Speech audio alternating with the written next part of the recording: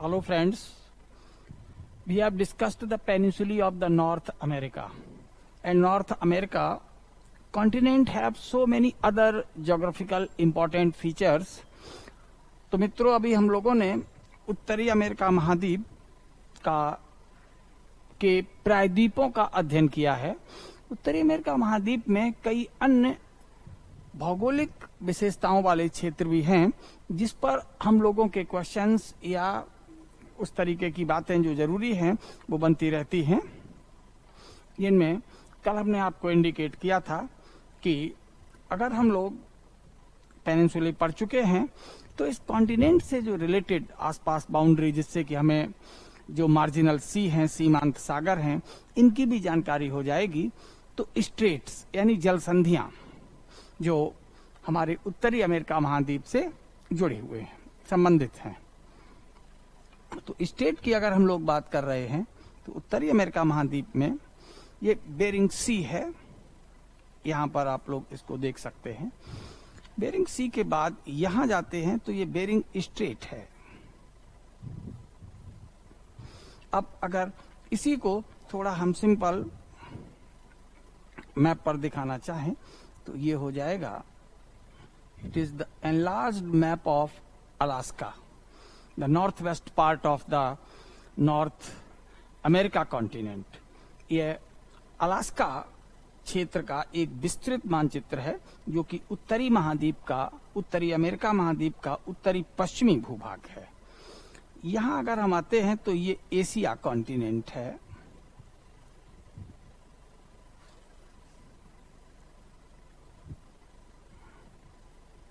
Kamchatka peninsula है Asia का, Asia है। एशिया का ये उत्तरी पूर्वी भाग है जिसे हम लोग साइबेरिया का सबसे पूर्वी भाग भी कहते हैं। यहां ये जो वाटर है ये बेरिंग सी है।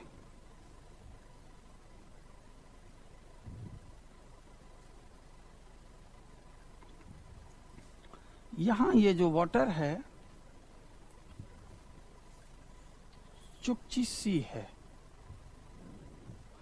तो ये जो कनेक्टिविटी है it is known as Bering straight.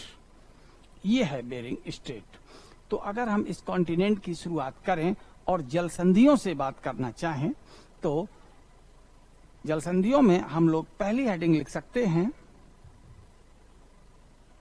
Bearing जल संधि, और इसको हम लोगों ने पहले भी नोट किया है, बेरिंग स्ट्रेट या स्ट्रेट ऑफ बेरिंग।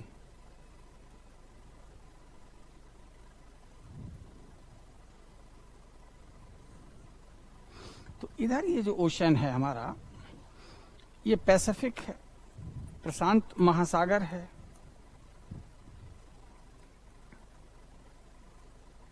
और अगर हम यहां की बात करते हैं तो आप लोगों को एक डॉटेड लाइन दिख रही होगी, it is known as Arctic Circle. यहां ज्यादा क्लियर है, जिसे नंबर में हम लोग 66.5 डिग्री नॉर्थ लैटिट्यूड भी कहते हैं। 66.1/2 डिग्री उत्तरी अक्षांश ये है। अब जो भी वाटर यहां है जो आर्कटिक सर्किल से नॉर्थवार्ड हैं, इन सभी को हम लोग आर्कटिक ओशन,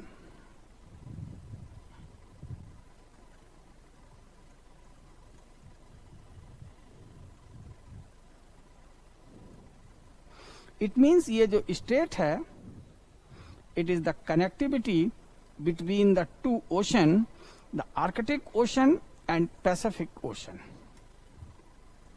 आर्कटिक महासागर और प्रशांत महासागर। और अगर ये स्टेट ना होती तो ये एशिया का उत्तरी पूर्वी कोना, north east part of Asia, was connected with the northwest part of the North America। तो उत्तरी अमेरिका महाद्वीप के ये उत्तरी पश्चिमी भाग यानी अलास्का से जुड़ जाता किसका, एशिया का नॉर्थ ईस्ट पार्ट। अब ये आप लोगों को क्लियर हो गया होगा। तो बेरिंग जल संधि पर जो हम लोग पहला पॉइंट लिखेंगे वो यही हुआ,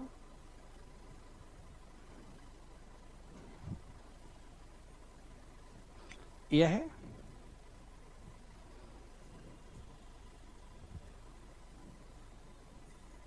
प्रशांत महासागर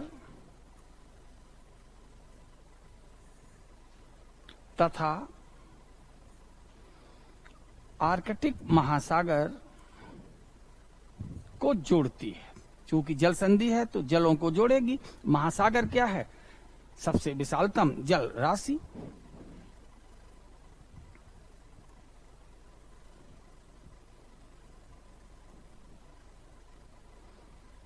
It connects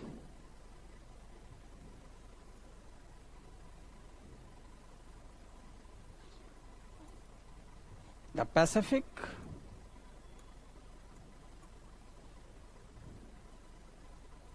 and Arctic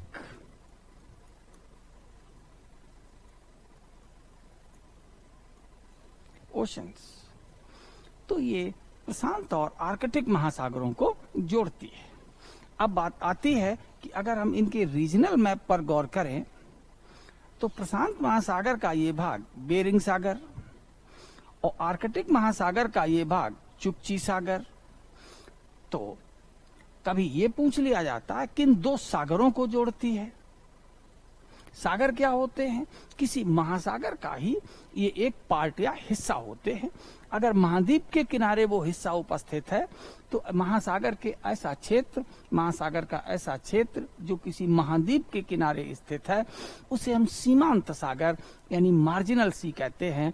the part of a ocean which lies along the coast line of a continent means lies along the coastline known as the marginal sea.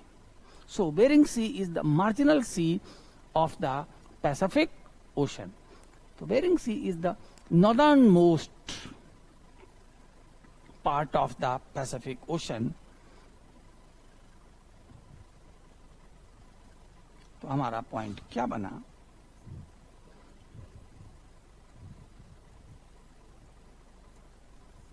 Bearing सागर प्रशांत महासागर का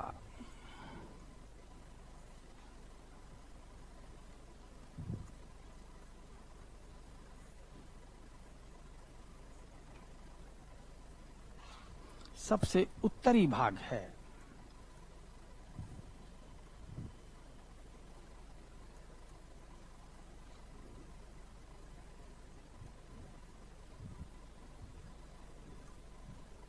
जो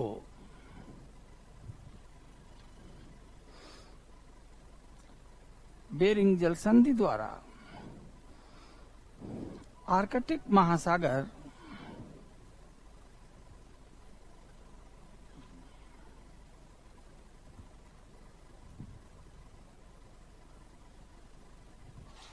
के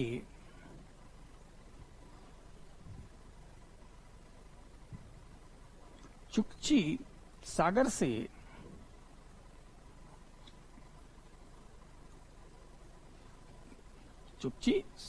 से जुड़ा हुआ है।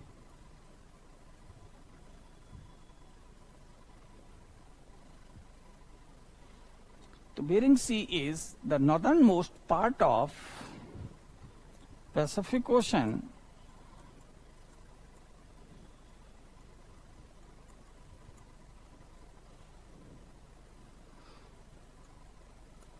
that is connected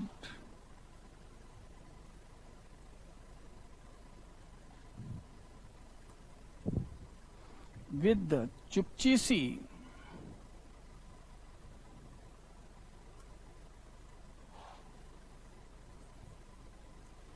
the part of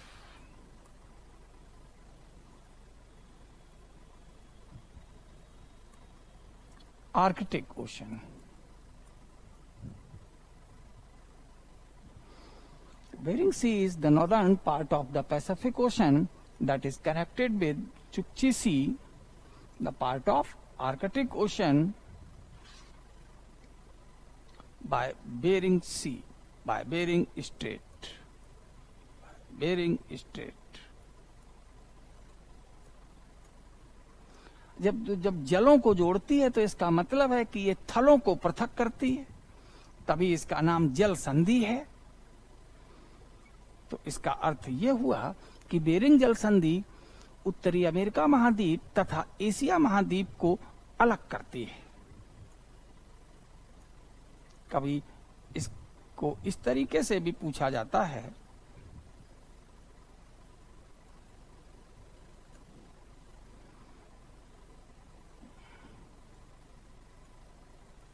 Asia महाद्वीप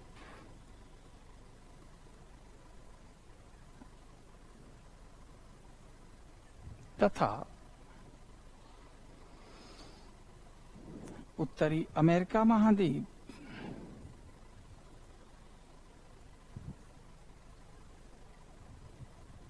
को पृथक करती है।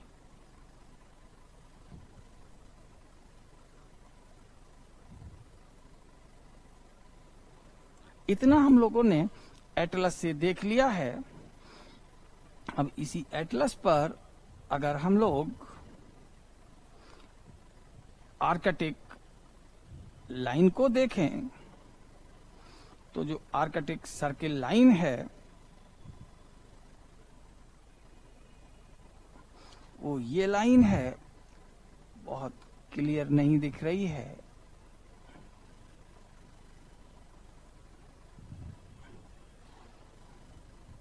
इसको हम थोड़ा रेड पॉइंट लगा दे रहे, ये देखिए। तो ये रेड पॉइंट से आपको विजिबल हो गई होगी, अभी और क्लियर हो गई है। तो ये रहा बेरिंग स्ट्रेट। बेरिंग स्ट्रेट जो है वो आर्कटिक सर्किल पर उपस्थित है। इसके अलावा अगर हम यही डॉटेड लाइन और देखें तो फॉक्स बेसिन से हो गई, डेविस स्ट्रेट से निकल गई, ये देखो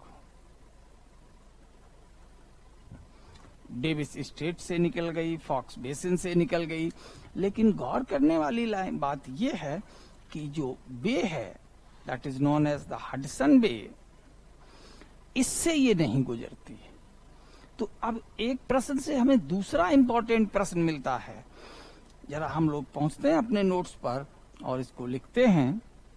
तो अभी हम लोगों ने लिखा था कि बेरिंग जल संधि एशिया महाद्वीप तथा उत्तरी अमेरिका महाद्वीप को पृथक करती है। Bering straight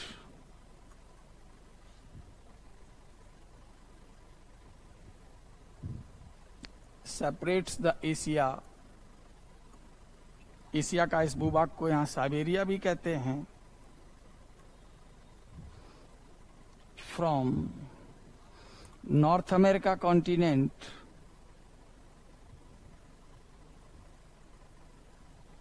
north America continent के इस भाग को अभी हमने आपको बताया अलास्का। तो Bering Strait separates the Asia means Siberia, the part of Asia, and from the North America continent, the part of North America known as Alaska. So it should be clear. Then the important point,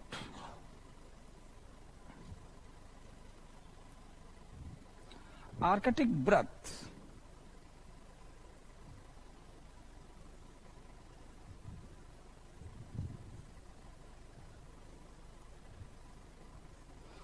bearing जल संधि से गुजरता है। ये हम लोगों ने map से देख लिया।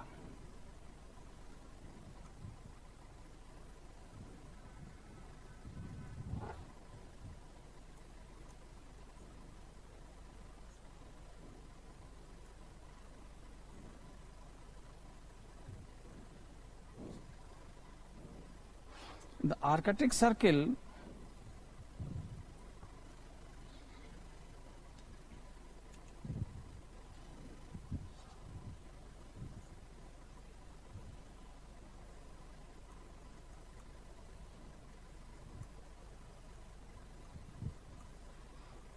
passes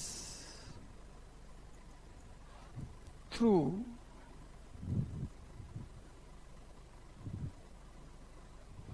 Bering Strait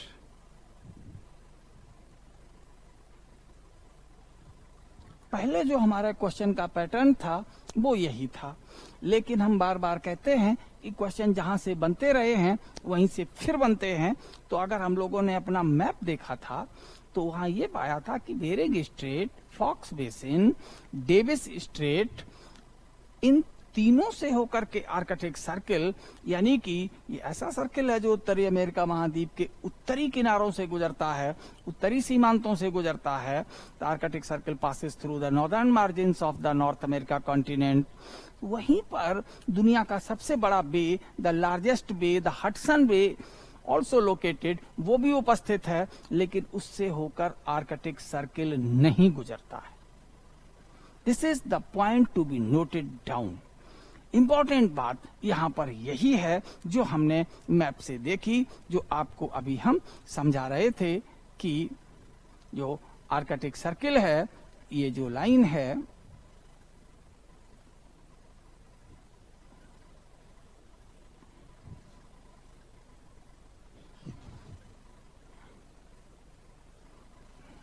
ये रहा हडसन बे।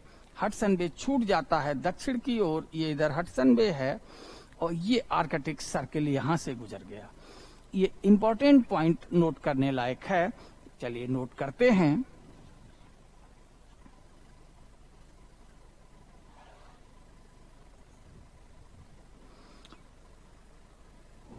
आर्कटिक वृत्त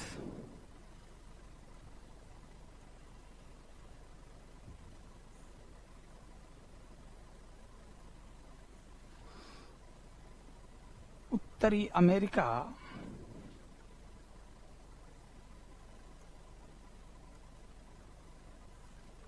महाद्वीप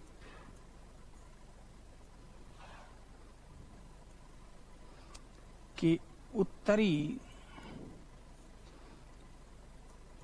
सीमांत प्रदेशों से या प्रदेश से गुजरता है।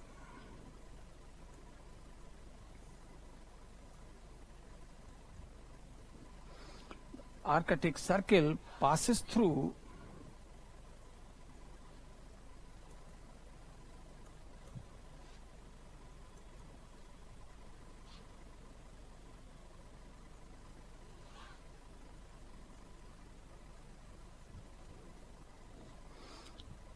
northern marginal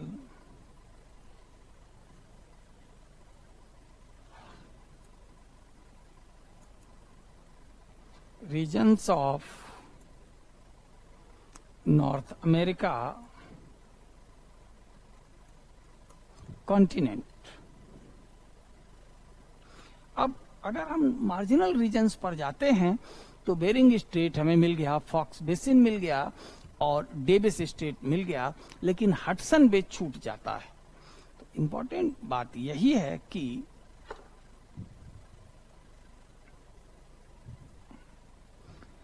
आर्कटिक वृत्त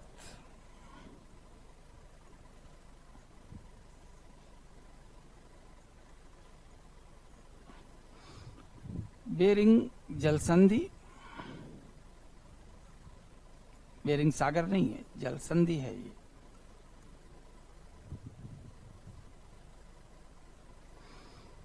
बेरिंग जलसंधि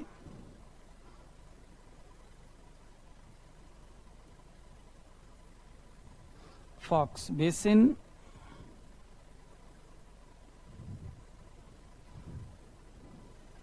तथा Davis जलसंधि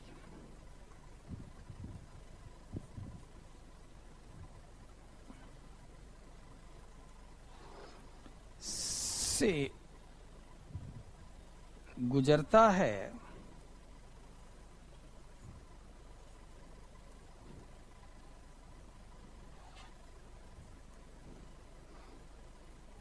Arctic Circle passes through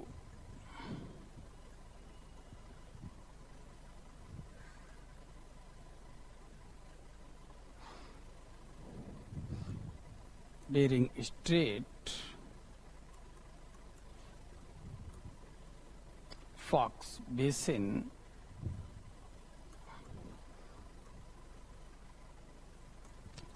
Davis Strait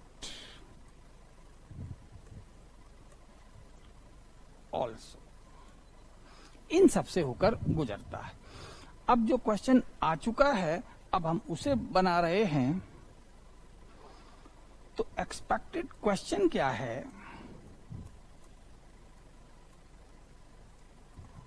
expected question ये हुआ इस टॉपिक को पढ़ने के बाद में, निम्नलिखित में से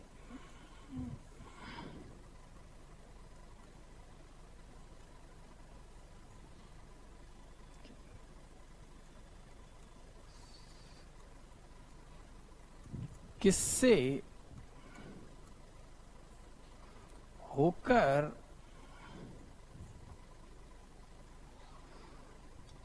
आर्कटिक व्रत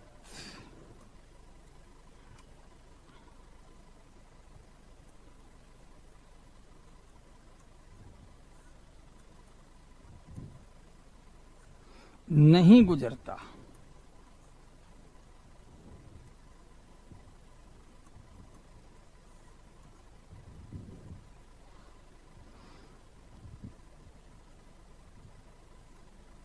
Which one of the following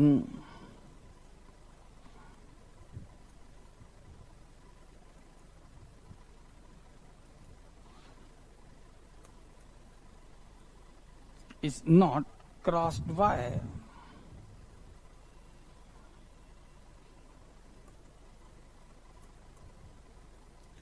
Arctic Circle? Option A, Bering Strait,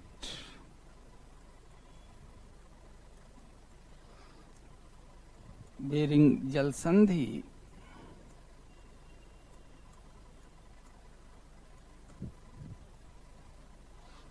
option B, bay of Hudson,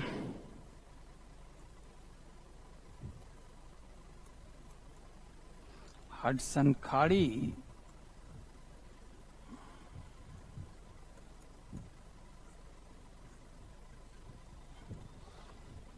C, Foxe Basin,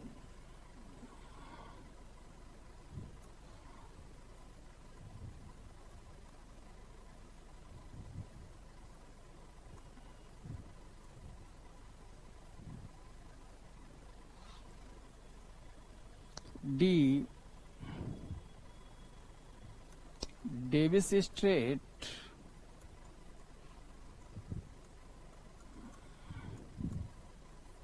Davis जल संधि। अब आंसर आप लोगों को पता है, पहले ही पढ़ लिया है, बे ऑफ हडसन, हडसन की खाड़ी। अब ये प्रश्न आ चुका है, यही प्रश्न फिर भी आ सकता है, और अब ऑप्शंस थोड़े इधर उधर किए जाएंगे। यानी मतलब ये हुआ कि जहां से हमारे क्वेश्चंस आते हैं, अगर हम मैप पर प्रीलिम्स में गलती नहीं करना चाहते हैं, और जीएस के लिए मैप और सैलिएंट फीचर्स ऑफ ज्योग्राफी पर अगर कमांड है तो सारे क्वेश्चंस मिलते हैं। तो वही क्वेश्चन हम फिर रखते हैं, लेकिन हम ऑप्शन बदल देते हैं। क्वेश्चन वही सेम है और ऑप्शन अब हम बदल रहे हैं।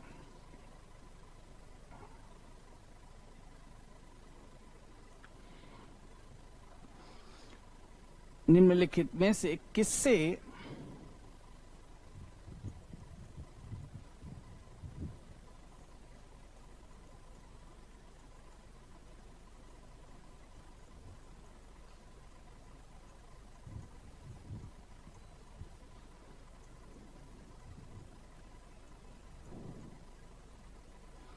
होकर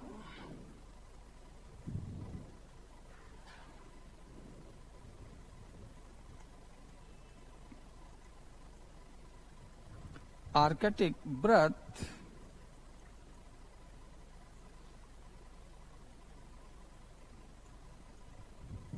गुजरता है।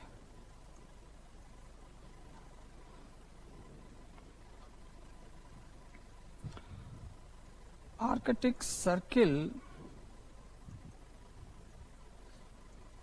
passes through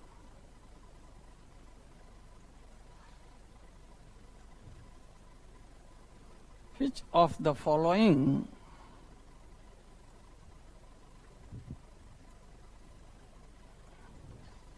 क्वेश्चन वही है, लेकिन हमने उसको रिफॉर्मेट कर दिया है। Option A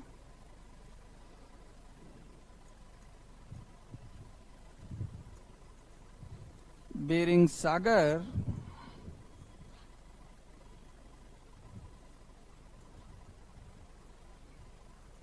bearing Sea. Option B Valley of 10,000 smokes,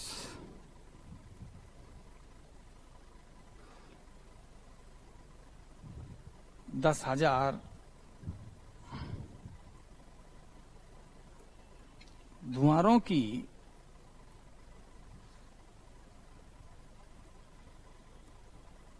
घाटी।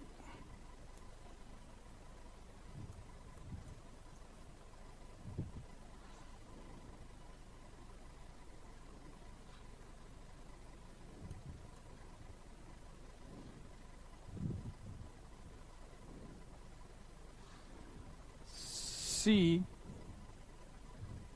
हडसन खाड़ी,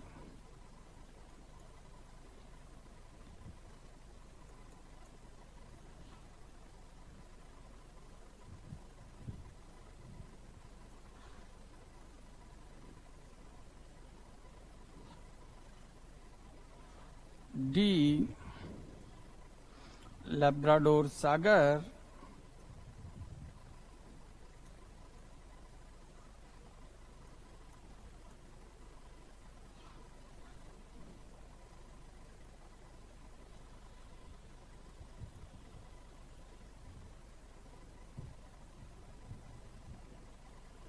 अब आप लोग मैप से इस क्वेश्चन को सॉल्व करें। तो ये जो रेड लाइन है इसको हम और क्लियर कर दें, फिर से बना देते हैं।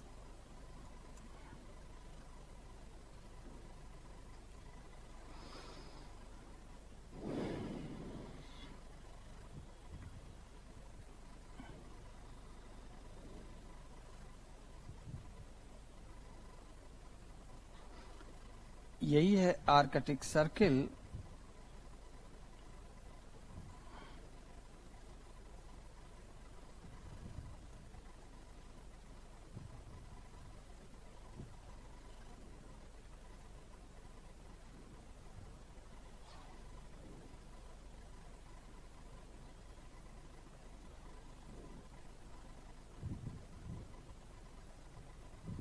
ये रहा। अब आर्कटिक सर्किल आपको बहुत स्पष्ट रूप से दिख रहा है।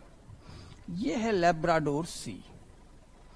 तो लैब्राडोर सी यहाँ डेविस स्ट्रेट पर खत्म हो जाता है, जहां से ये आपका आर्कटिक सर्किल गुजर रहा है। ये डेविस स्ट्रेट है। ये थोड़ा और विजिबल हो जाए, दिख गया। तो डेविस स्ट्रेट से गुजरता है, फॉक्स बेसिन से गुजरता है। लेकिन पहला ऑप्शन जो दिया है बेरिंग सी से नहीं गुजर रहा है। यही है बेरिंग सी।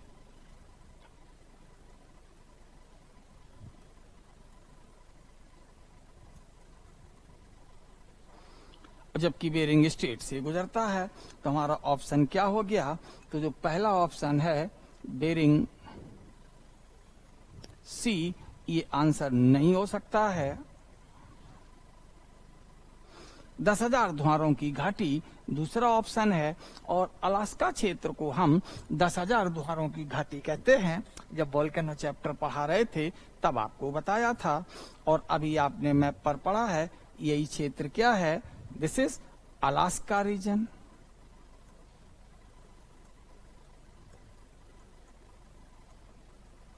अलास्का क्षेत्र तो अलास्का से गुजरता है। अलास्का का नाम बदल दिया, लिख दिया 10,000 द्वारों की घाटी। ये इस तरीके से तो आंसर हमारा क्या होगा? तो क्लियर हो गया होगा, 10,000 द्वारों की घाटी। अब फिर भी और क्रॉस चेक कर लेते हैं हडसन की खाड़ी। तो हडसन की खाड़ी आपने देखा था आर्कटिक सर्किल के दक्षिण में छूट गई। हम छोटी सी भी चीज पढ़ते हैं जिस पर दसों बार क्वेश्चन बन चुके हैं, लेकिन अगर हम उसके नेबर्स को देख लेते हैं, पड़ोसियों से भी मिल लेते हैं, तो हमारा उस जगह से परिचय अच्छा हो जाता है और उसका हमें फायदा मिलता है। यानी हम अगर अपने मित्र के यहाँ जाते हैं और पड़ोसियों से मतलब नहीं रखते, गए मित्र के यहाँ ताला लगा है, पड़ोसी अगर परिचित है तो फिर एक गिलास पानी मिल जाएगा। इसी को सूझबूझ कहा जाता है कि आप जब प्रश्नों को करें और यूपीएससी की तैयारी करें तो उसको ठीक इस तरीके से लें कि these are the inseparable part of our daily life tactics. जो चीजें हम यहाँ सीख रहे हैं, पढ़ रहे हैं, वो हमारे घरेलू जीवन की वो अभिन्न गतिविधियां हैं, टैक्टिस हैं, जिनसे हम अलग नहीं हो सकते। ठीक उसी तरीके से आप लोग मन लगा करके ये सिविल सर्विस की तैयारी करें। इससे सिंपल कोई एग्जाम नहीं है अगर इसका आपने एटीट्यूड पिकअप कर लिया है, उसे आइडेंटिफाई कर लिया और जेहन में उतार लिया है। और अगर इसे आपने एकेडमिक्स के रूप में लिया कि अरे पढ़ना है, इतने क्वेश्चन इतने नंबर सही हो जाएं, बस यहीं पर हम मात खा जाते हैं। तो अब इसको कहा जाता है तन मन धन से तैयारी करना है। तो यही स्थिति है। कुछ नया हम लोग नहीं पढ़ाते हैं कि साहब ध्येय में आ गए हैं, सिलेक्शन जरूरी है। तो बिल्कुल जरूरी है, क्योंकि यहाँ इसी तरह का ट्रेंड है, तो सिलेक्शन होना ध्येय में जरूरी है, माना जाता है। तो मेहनत पर है। अगर आप फॉलो कर रहे हैं तो ये भी हडसन की खाड़ी को भी हम ऑप्ट नहीं कर सकते।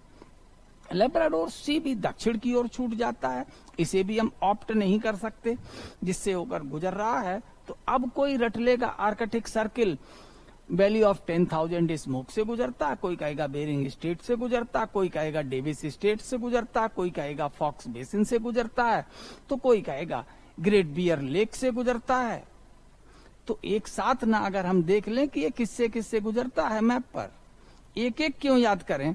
ये देखो ग्रेट बियर लेक है, इससे भी गुजरता है, ये भी प्रसिद्ध ज्योग्राफिकल फीचर है यहाँ की। तो एक जगह से एक ट्रेंड अगर हम पकड़ते हैं तो कभी ग्रेट बियर लेक का क्वेश्चन होता है, कभी इसका हमें ध्यान रखना है कि आर्कटिक सर्किल उत्तरी अमेरिका में कहां से गुजरता है। ये प्रैक्टिस से आएगा। Now clear? अब आर्कटिक सर्किल के जो कुछ उत्तर में है वो आर्कटिक रीजन है, और आर्कटिक रीजन में यहाँ पर ये नॉर्थ मैग्नेटिक पोल है, ये उत्तरी ध्रुवीय क्षेत्र है, बिंदु है, और यही नॉर्थ मैग्नेटिक पोल माना जाता है यहाँ स्थित, जहां पर क्वीन एलिजाबेथ आइलैंड है। तो जब मैप को आधार बनाएं पढ़ने के लिए, कंसेप्ट एनसीईआरटी से सीखे। एनसीईआरटी से हमें एक ही लाइन मिली, जल संधि क्या है, लेकिन उन जल संधियों को जब एटलस पर ढूंढना शुरू करेंगे तो हमें इतनी इंटरेस्टिंग और इम्पोर्टेंट फैक्ट्स और सूचनाएं मिलेंगी कि हमारे सारे क्वेश्चंस हमें मिलते जाते हैं। अब कभी आ गया मैक्लूर स्ट्रेट क्या है, क्लियर, अमुंडसेन गल्फ क्या है, तो इनमें से क्वीन एलिजाबेथ के पास गए, नॉर्थ मैग्नेटिक पोल देखा, तो उत्तरी चुंबकीय ध्रुव के जो निकटतम जल संधि है वो मैक्लूर स्ट्रेट है। कौन सी स्ट्रेट है? मैक्लूर स्ट्रेट है। तो अब हम लोग अपनी दूसरी जल संधि पर आ जाएं। Name is what?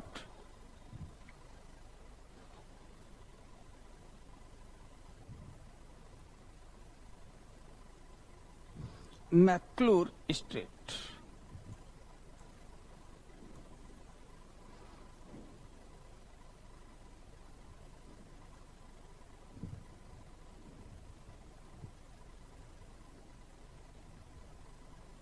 McClure Strait या जल संधि।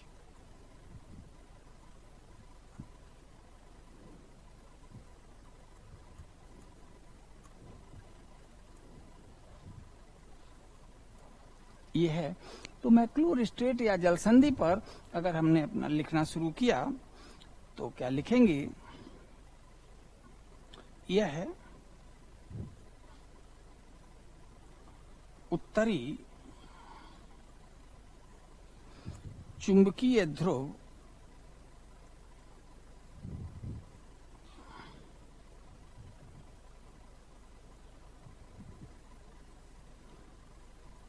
के निकट स्थित है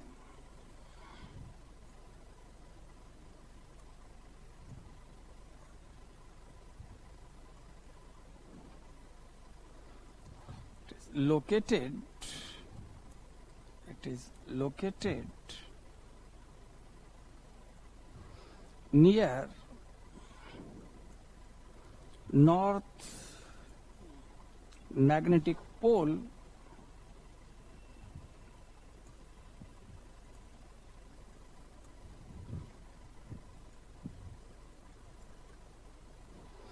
यह उत्तरी चुंबकीय ध्रुव के निकट स्थित है। अब हम लोग मैप फिर देखते हैं। यही है McClure Strait. This is the McClure Strait. This is the McClure straight.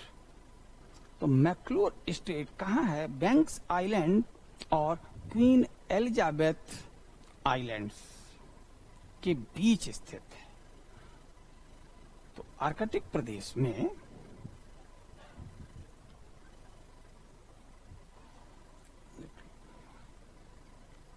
दूसरा इसका एड्रेस, आर्कटिक क्षेत्र में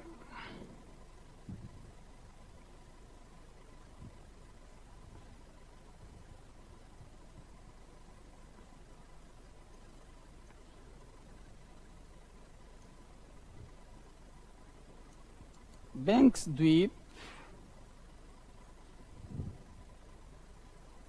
तथा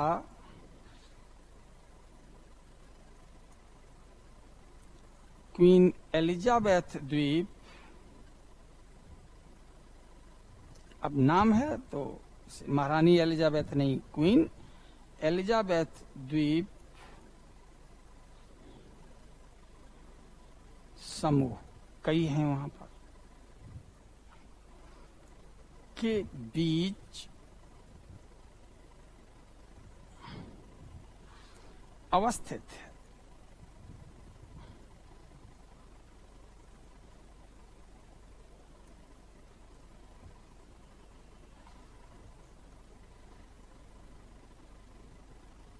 के बीच क्या अवस्थित है? मैक्लूर स्ट्रेट अवस्थित है। मैक्लूर जल संधि, मैक्लूर straight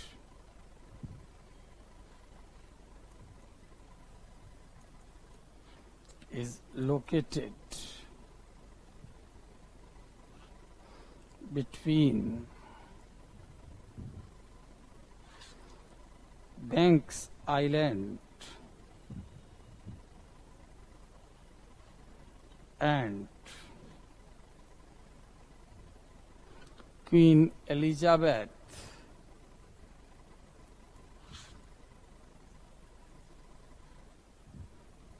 group of island।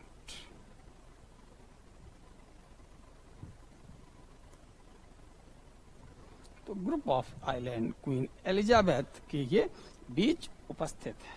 Which one state? This is McClure. Which one is the nearest state to the north magnetic pole? Answer is McClure state. अब ये सब किसकी टेरिटरी है? तो McClure state, Queen Elizabeth Island, all are the territory of the Canada. कैसे पता लगेगा? Political map पर चले जाएं तो पॉलिटिकल मैप पर ये कनाडा का कलर है, तो जहां तक ये कनाडा का कलर है वहां तक ये सब ये कलर कनाडा का है। तो ये सभी जितने ये आइलैंड हैं, बैफिन आइलैंड है, विक्टोरिया आइलैंड है, मैक्लूर स्टेट है, ये सभी कनाडा का ही भूभाग हैं। तो McClure state is a narrow water located within the territory of the Canada, right? And दूसरी चीजों को अगर हम लोग यहाँ देखना चाहें, this is the Amundsen gulf. तो बैंक आइलैंड, विक्टोरिया आइलैंड, तो बैंक आइलैंड और कनाडा की जो मुख्य भूमि है, इसके बीच अमुंडसेन गल्फ है। कौन सा गल्फ, कौन सी खाड़ी है? अमुंडसेन। ये भी आर्कटिक प्रदेश में है। तो इसे हम क्यों नोट करवा रहे हैं? क्योंकि अगर हम दक्षिण में एंटार्कटिक क्षेत्र में जाएंगे तो एंटार्कटिक क्षेत्र में भी हमें अमुंडसेन शब्द मिलेगा, लेकिन वो अमुंडसेन सी है और यहाँ पर अमुंडसेन गल्फ है। तो कभी कभार पूछ लेते हैं कि अमुंडसेन सागर किस क्षेत्र में है? तो अमुंडसेन सागर आर्कटिक का उल्टा, जस्ट विपरीत किनारा, यानी एंटार्कटिक, एंट मीन्स उल्टा, तो विपरीत, तो एंटार्कटिक महाद्वीप के किनारे पर जो सागर है वो है अमुंडसेन सी। और यहाँ पर जो आर्कटिक क्षेत्र में ये जो खाड़ी है, बैंक द्वीप, विक्टोरिया आइलैंड और कनाडा की मुख्य भूमि से घिरी हुई, it's name is Amundsen gulf. अगर हम यहाँ पढ़ने में, और कभी हमने पढ़ा कि एंटार्कटिक महाद्वीप के किनारे कौन कौन से सागर हैं, तो जब हम एंटार्कटिक महाद्वीप पढ़ाएंगे तब हम इसे फिर नोट करेंगे। कुछ चीजें तो एक से अधिक बार भी नोट हो जाएंगी, उससे हमें कोई घाटा नहीं है, क्योंकि वो उतने ही हमारी पकड़ में रहेंगी। तो यहाँ जो हमने बात कर ली, वो बात करी किसकी? बैंक आइलैंड की। और जो बैंक आइलैंड हैं वो कनाडा की मुख्य भूमि से अमुंडसेन गल्फ द्वारा अलग हैं। यहीं विक्टोरिया आइलैंड भी है। इन सबको बस अभी दिमाग पर रखते हैं, क्योंकि जब आइलैंड वाला टॉपिक लेंगे तब हम वहां इसको डिटेल में बताएंगे। यहाँ हम लोगों ने कल बूथिया पेनिनसुला पढ़ा था, लेकिन ये गल्फ ऑफ बूथिया है, ये देखो। तो इस तरीके से जहां कंफ्यूजन होती है वही बातें बनती है। Now come to next important state, that is the Davis Strait. Davis Strait तो बैफिन आइलैंड और ग्रीनलैंड के ये बीच है। तो Baffin is the part of Canada, ये कनाडा का भाग है।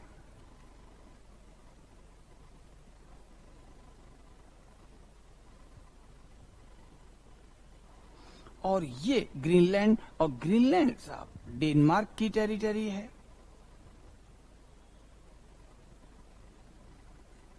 ये किस देश का आइलैंड है? यहाँ बहुत दूर, डेनमार्क तो यूरोप में है। तो अब ये बात समझने वाली है, लिखना पड़ेगा, इंपॉर्टेंट पॉइंट है। नेक्स्ट हेडिंग हो जाएगी हम लोगों की, लिखते हैं डेविस जल संधि।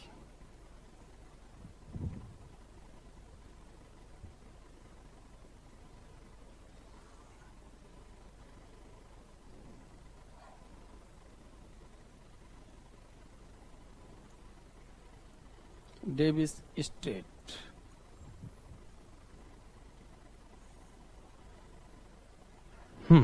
Now come to Davis Strait. जो कुछ एटलस पर हम लोगों ने देखा वही लिख लेते हैं। यह बैफिन द्वीप,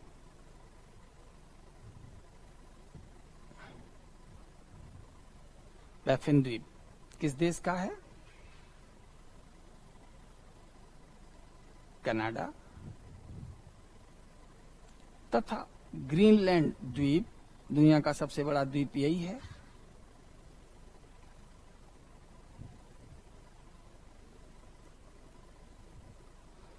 ग्रीनलैंड द्वीप किसका है? डेनमार्क का।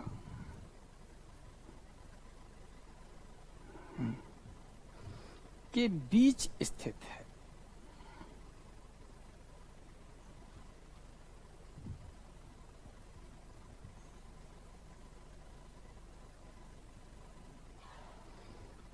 Davis Strait is located between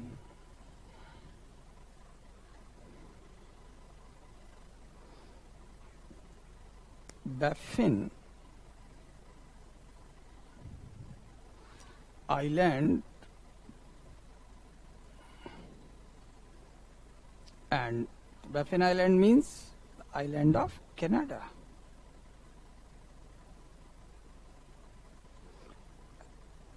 And Greenland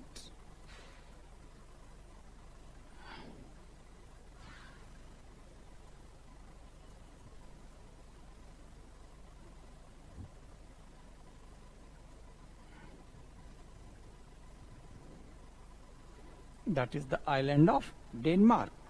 It's located between Baffin Island and Greenland.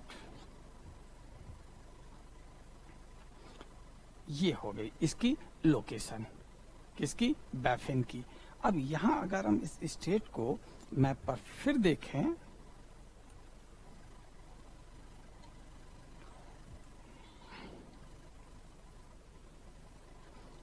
तो इधर जो कंट्री है वो डेनमार्क कंट्री है और इधर जो है वो कनाडा है। तो दूसरी इंपॉर्टेंट लाइन ये होती है कि Davis Strait is the international boundary between Canada and Denmark. Davis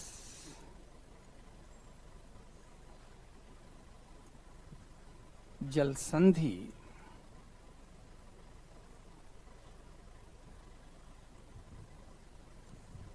Canada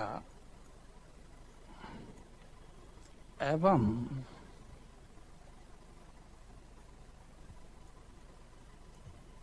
Denmark के बीच एक अंतर्राष्ट्रीय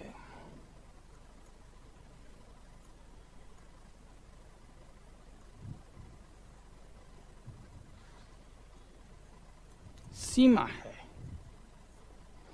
और हम लोगों ने पहले चर्चा में ये कई बार कहा है, पर्वत श्रेणियां, नदियां, जल संधियां, दलदल, डेजर्ट यानी मरुस्थल, ये सब ऐसी भौगोलिक आकृतियां हैं जो कभी कभार देखते हैं तो दो देशों के बीच बंटवारा भी करती है। तो जब ये आकृतियां दो देशों को अलग अलग करें तब अब ये इंटरनेशनल बाउंड्री के रूप में जानी जाती हैं और ऐसे बाउंड्री को ही हम फिजियोग्राफिक बाउंड्री कहते हैं, भूआकृतिक अंतर्राष्ट्रीय सीमाएं।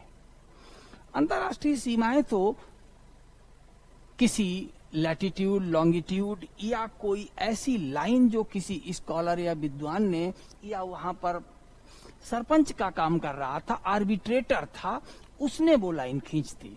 जैसे रेड क्लिफ लाइन, तो रेड क्लिफ लाइन ना तो अक्षांश है, ना देशांतर है, ना नदी है। तो ये अलग अलग क्षेत्रों में अलग अलग भौगोलिक क्षेत्रों से गुजरती है और भारत पाकिस्तान के बीच की अंतर्राष्ट्रीय सीमा है।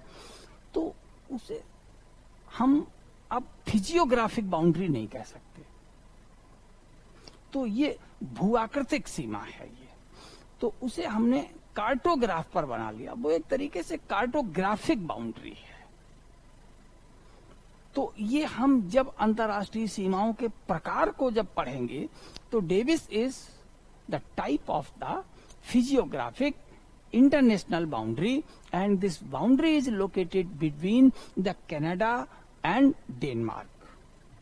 अब डेनमार्क उस आइलैंड पर नहीं है, लेकिन चूंकि वो आइलैंड डेनमार्क देश का भाग है, जैसे हमारे अंडमान निकोबार, तो ग्रेट निकोबार हमसे काफी दूर है, but it is our integral territorial part. तो ग्रेट निकोबार हमारा एक अभिन्न भाग है। तो ठीक उसी तरीके से ग्रीनलैंड भी डेनमार्क का एक अभिन्न भाग है। तो डेविस जल संधि, तो यहां इन पॉइंट्स को हमें जोड़ना है। अब जल संधि है तो जलों को जोड़ती होगी, और जब जलों को जोड़ रही है तो फिर हमें जल देखने पड़ेंगे कि कौन कौन से जल इसके द्वारा संधि हो गए हैं, जुड़ गए हैं। तो दिस इज द बैफिन बे, और जो दक्षिण में जो जल भरा है लेब्राडोर सी। तो डेविस जल संधि लेब्राडोर सागर और बैफिन खाड़ी को जोड़ती है, तभी इसका नाम जल संधि है। यहां हम लोगों को इसे इंग्लिश में लिखना था क्या, Davis Strait is a international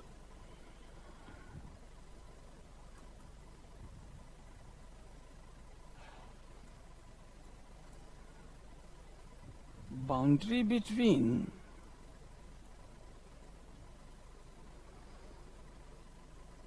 Canada and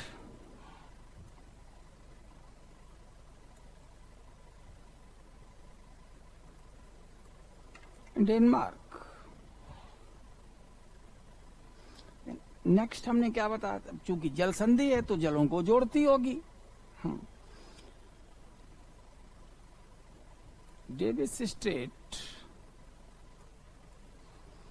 connects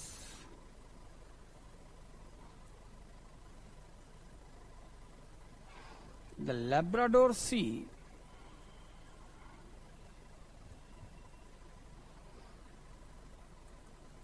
with Baffin Bay.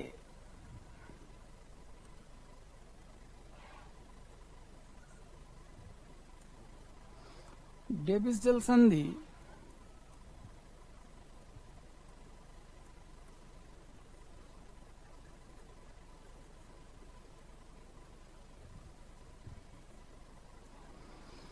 Labrador सागर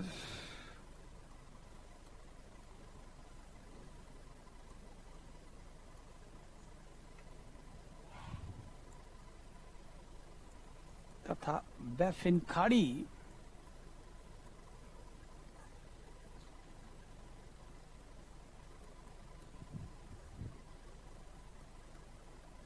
को जोड़ती है।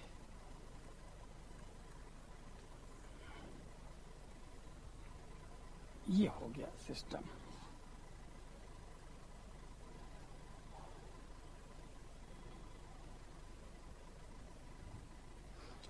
अब अगर हम फिर मैप पर जाते हैं, लो आगे यहां पहुंचते हैं, ये है एल्समियर आइलैंड। ये वही ग्रीनलैंड जो कि डेनमार्क का भाग है। यहां भी एक लाइन बनी हुई है, बहुत ही सकरी नैरो स्ट्रेट है। इसका नाम आप लोग ढूंढ कर बताएं, आसान है बहुत ढूंढना। कहा फिजिकल मैप पर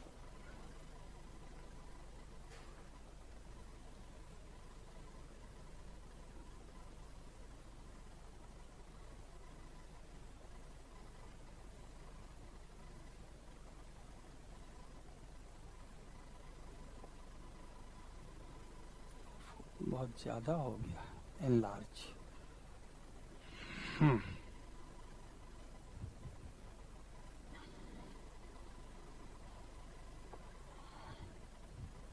ये its name is NARES, Nares state या state of Nares, Nares state. और इससे ज्यादा नॉर्थ में पूरे दुनिया में कुछ और नहीं है। तो it lies even northward to the north magnetic pole. हम नॉर्थ ज्योग्राफिकल पोल नहीं कह रहे हैं, north magnetic pole. Note down Nares straight.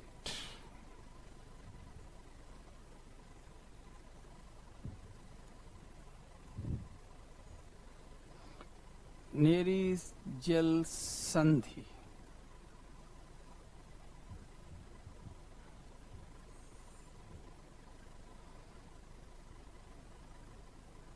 बहुत इंपॉर्टेंट है ये।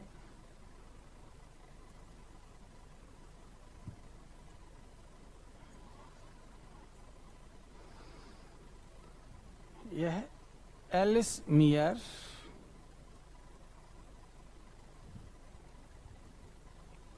द्वीप तथा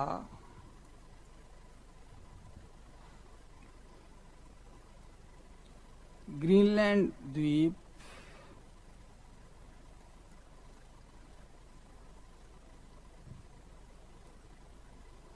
के बीच स्थित है।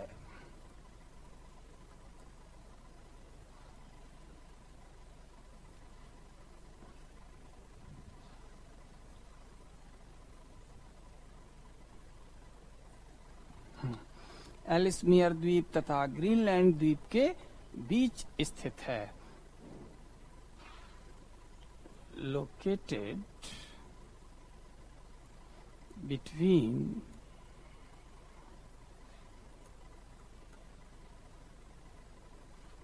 एलिसमियर आइलैंड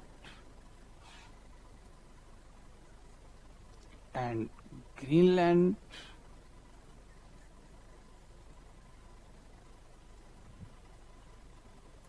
आइलैंड, उसके बीच है। अगर हम फिर इसे मैप पर देखें तो इधर गए वेस्ट की ओर, तो ये रहा नॉर्थ मैग्नेटिक पोल, और नॉर्थ मैग्नेटिक पोल से ये और अधिक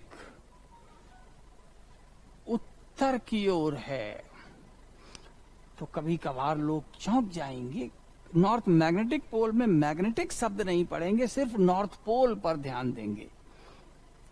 यानी उत्तरी चुंबकीय ध्रुव से उत्तर में क्या स्थित है, जबकि भौगोलिक ध्रुव जो होता है वो 90 डिग्री नॉर्थ होता है। और लोग यही समझते हैं कि ध्रुव के उत्तर में कुछ नहीं है। तो जब हम ध्रुव कह रहे हैं तो धरती में ध्रुव से हमें दो चीजें स्पष्ट कर लेनी चाहिए, एक भौगोलिक धुरी धरती की और एक धरती की चुंबकीय धुरी। जरा आप हमें इसे थोड़ा एक्सप्लेन करने दें, तब समझ में आएगा। हमने कहा कि ये अर्थ है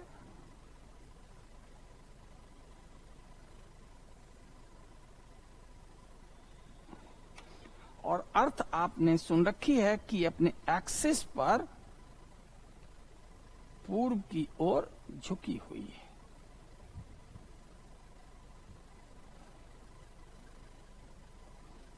ये जो लाइन है ऐसे पास हो रही है, इस लाइन को हम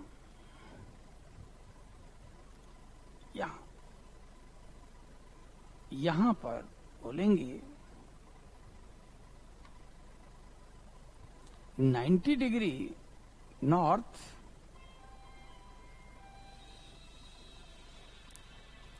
90 degree south, 90 degree north and 90 degree south. अब ये तो हमारे अर्थ के जो द्रव्यमान है, मास है, उसके संतुलन के आधार पर हम कहते हैं कि अर्थ सीधी ना होकर के अपने एक्सिस पर ये झुक गई है 23.5 डिग्री के आसपास। क्लियर? ये कौन सा अक्ष बन गया है? This is the geographical axis of the earth. ये जीए हो गया, ज्योग्राफिकल एक्सिस। लेकिन अगर हम मैग्नेटिक की बात करें तो मैग्नेटिक पोल्स हमारा इधर कनाडा और इधर ऑस्ट्रेलिया के साउथ में, तो ये हो गया नॉर्थ मैग्नेटिक पोल और यहां हो गया साउथ मैग्नेटिक पोल। इनको जो जोड़ने वाली लाइन है वो ये है। This is the magnetic axis.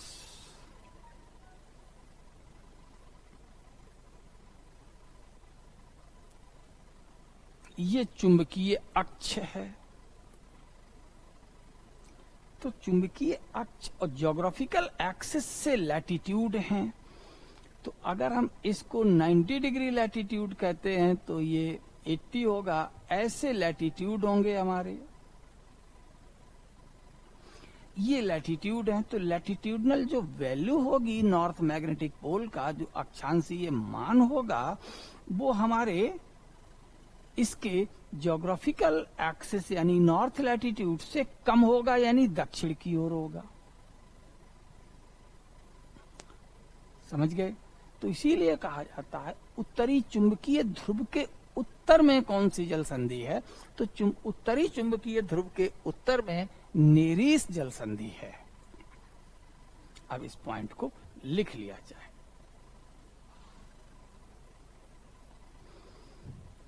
नेरीस जल संधि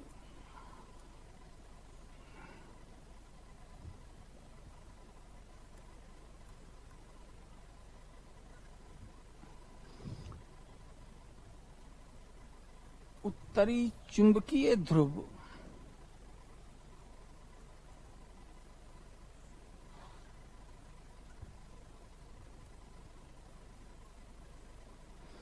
के उत्तर में स्थित है।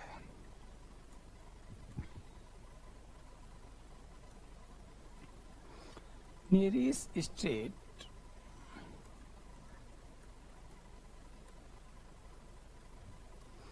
is located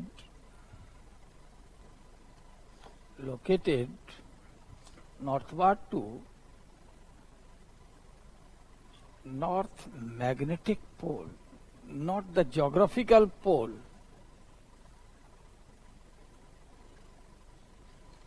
तो नॉर्थ मैग्नेटिक पोल से ये उत्तर की ओर स्थित, ये इसका इंपॉर्टेंट पॉइंट है।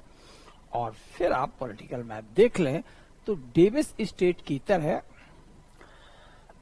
यह भी बाउंड्री लाइन होगी किसके बीच, ग्रीनलैंड और कनाडा के बीच। This is the boundary line. Nares state, very narrow state between Baffin Island and Greenland. Then now we can move further eastward. Now Greenland is over. Then there is the Arctic Circle.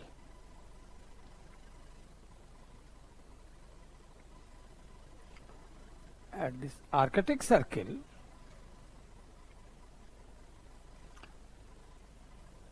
there is another island that is known as the, यही Arctic circle ही है।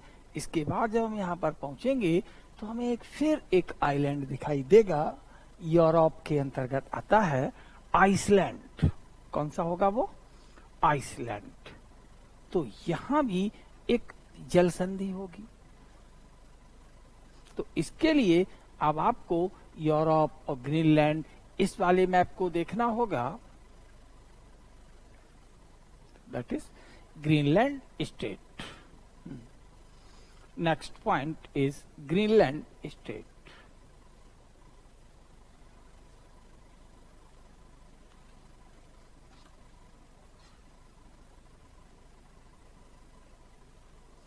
अब इसको कभी खास पूछा नहीं जाता क्योंकि नाम से ही क्लियर हो जाता है।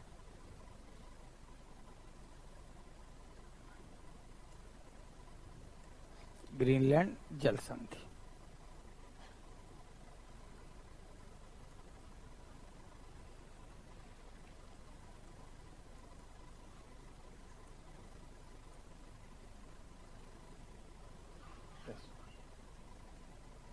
बिटवीन ये है ग्रीनलैंड और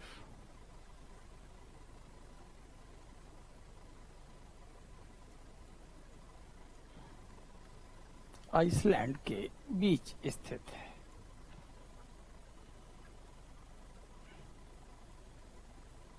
आइसलैंड के बीच स्थित है।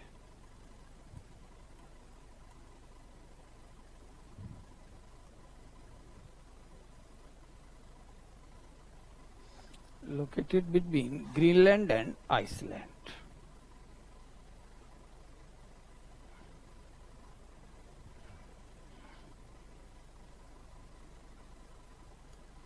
इनके बीच है। अब बात आती है कि इसकी इंपॉर्टेंस क्या है, क्योंकि ये भी आर्कटिक सर्किल पर है। तो Bering, Davis and Greenland state, these the 3 states located at Arctic Circle, ये इंपॉर्टेंट पॉइंट है।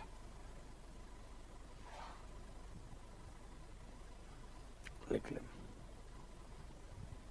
Bearing,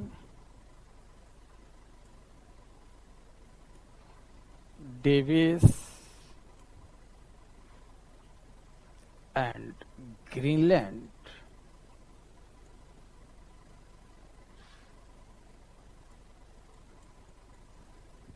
states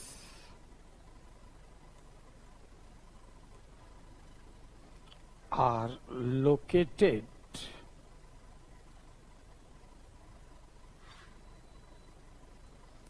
at Arctic Circle bearing Davis तथा ग्रीनलैंड जल संधियां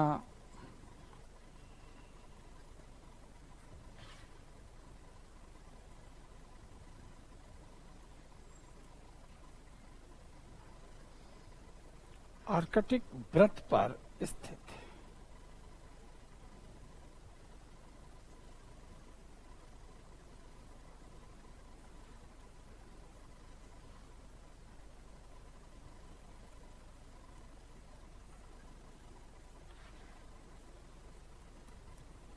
इस पर उपस्थित है,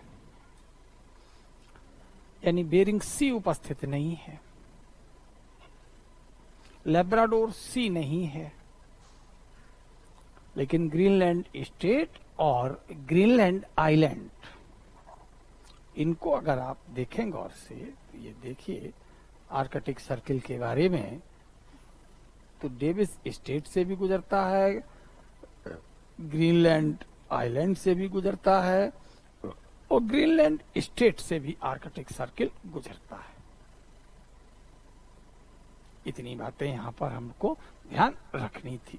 नाउ नेक्स्ट स्टेट पर मूव करते हैं। अब यही साउथ की ओर अगर हम आए,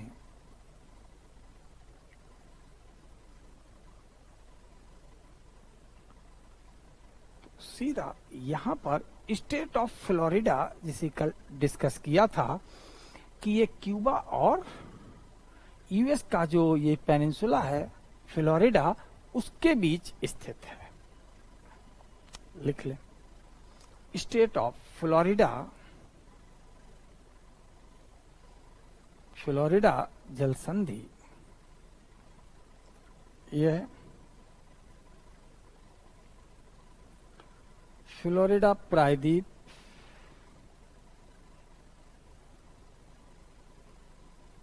किस देश का है पहले ही बता चुके हैं, यूएसए तथा Cuba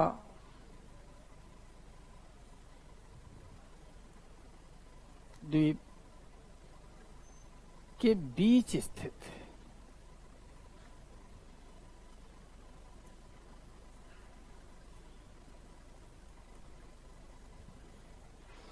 Located between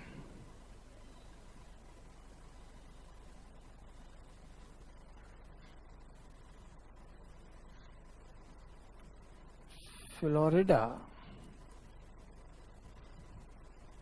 Peninsula and Florida Peninsula is the part of US and Cuba island, उसके बीच है। मैप पर देखा तो इस स्टेट के उत्तरी तट पर, यानी फ्लोरिडा के तट पर मियामी सिटी है, जो कि बरमुडा ट्रायंगल का एक कोना है, और जबकि इसके दक्षिण में हवाना सिटी है, जो कि क्यूबा की कैपिटल है।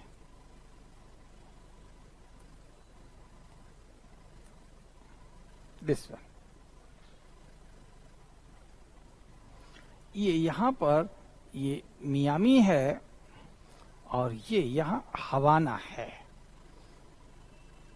तो यूएस का मियामी शहर एक और है उत्तरी तट पर इस स्टेट के, और इस स्टेट के दक्षिणी तट पर हवाना है। And Havana is very close to the Tropic of Cancer. यानी ये जल संधि क्यों पूछी जाती है? क्योंकि ये ट्रॉपिक ऑफ कैंसर यानी कि कर्क वृत्त पर स्थित है। किस पर स्थित है? कर्क वृत्त पर स्थित है। तो ऐसे ही हम लोग आर्कटिक वृत्त की जल संधि ले लेंगे, कर्क वृत्त की जल संधि ले लेंगे। इक्वेटर पर अगर हमें कोई जल संधि मिल गई तो उसको ले लेंगे, तो मकर वृत्त पर ले लेंगे। फिर पूछ लेंगे कि इनमें से कौन सा सही सुमेलित है या नहीं है। तो we have to make first of all the survey. We are always suggested to go introduced with the map. हमें सबसे पहले जरूरी है कि मैप को पढ़ें, देखते चलें, लिंक करें, फिर छोटे से एरिया को बड़े एरिया पर फिर समराइज करें। अपने आप जो क्वेश्चंस होते हैं वो हमें मिल जाते हैं। तो अगर हम बार बार इन चीजों को अपने रिवीजन की आंच देंगे, रिवीजन की हीट देंगे, तो रिवीजन की हीट से अब कढ़ाई में कचौड़ियों की तरह ये उबलते हुए क्वेश्चन बाहर निकल आते हैं। वो कहते हैं पहले नहीं आया था, अब आ गया। आता है क्वेश्चन, सबको मिलता है, हर कोई क्वेश्चन को आसानी से पकड़ सकता है, लेकिन थोड़ी आंच देने की जरूरत है। अभी यही स्टेट ऑफ फ्लोरिडा कर्क वृत्त पर स्थित है, ये क्वेश्चन नहीं बना है। हवाईयन आइलैंड कर्क वृत्त पर स्थित है, आ चुका है, तो सबको रटा हुआ है। लेकिन स्टेट ऑफ फ्लोरिडा ये मैप पर यहां हम नहीं देखते। इसके उत्तर की ओर मियामी और दक्षिण की ओर हवाना है। जरा अपना क्वेश्चन लिख लें। पॉइंट पर चलते हैं। पॉइंट क्या है? फ्लोरिडा जलसंधि कर्क वृत्त पर स्थित है, या कर्क वृत्त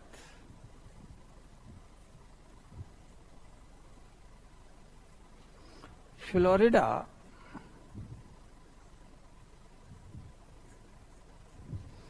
जलसंधि से गुजरता है, से होकर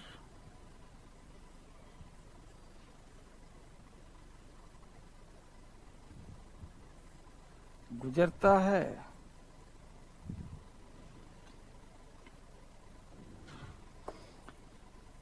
ट्रॉपिक ऑफ कैंसर, जानते हैं 23.5 डिग्री को बोलते हैं Tropic of Cancer. 23.5 degree north latitude passes through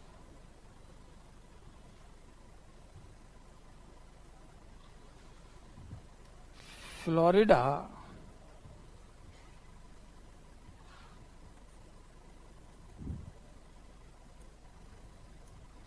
state. ये फ्लोरिडा स्टेट से होकर गुजरता है। और क्या खास बात है? इस जलसंधि के उत्तरी तट पर मियामी शहर और दक्षिणी तट पर क्यूबा की राजधानी हवाना स्थित है। इस जलसंधि का मतलब फ्लोरिडा जलसंधि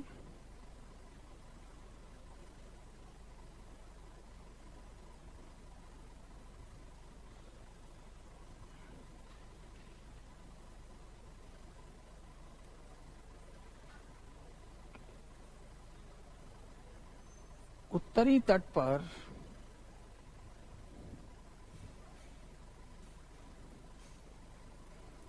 मियामी शहर जानते हैं किसका है?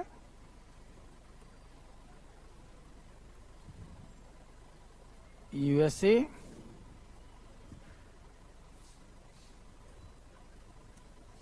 तथा दक्षिणी तट पर जल संधि के दक्षिणी तट पर, न कि क्यूबा के दक्षिणी तट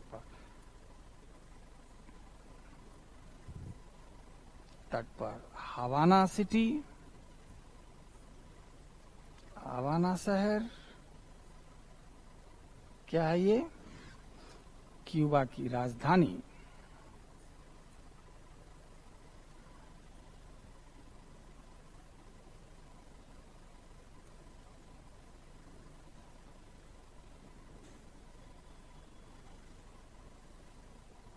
उपस्थित है।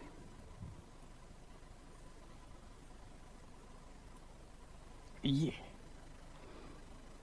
अब हम लोग जानते हैं कि यूएस में मैक्सिमम लोग इंग्लिश बोलते हैं, एंग्लो अमेरिका का पार्ट है।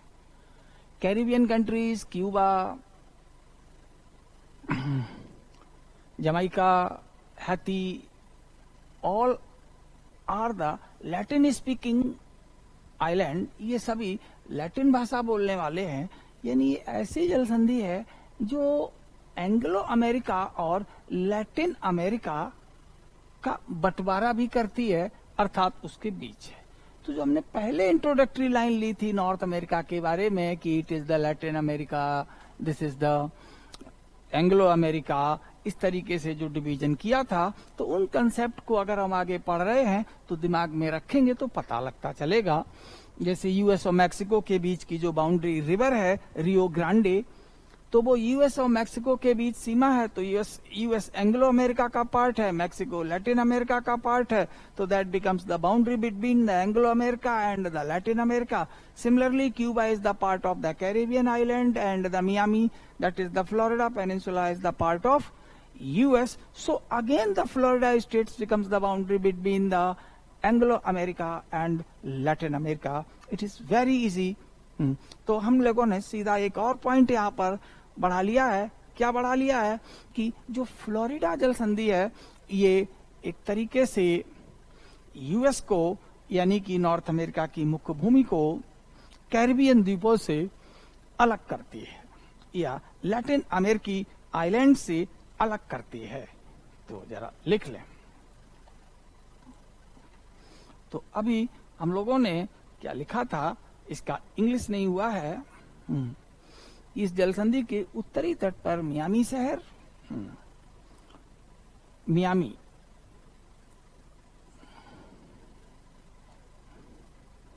ये ग्लास भी बदल दो और बोतल भी। Miami city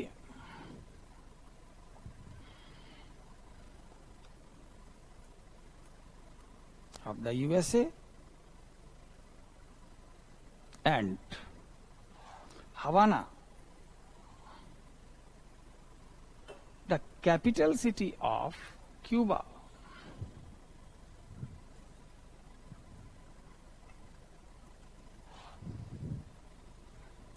are located at north and south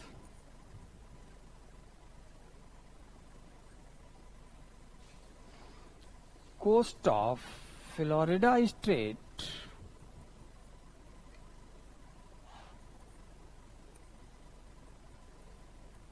respectively. This one completed. Now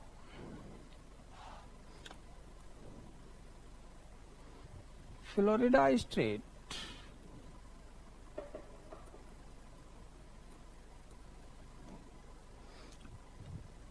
is a separator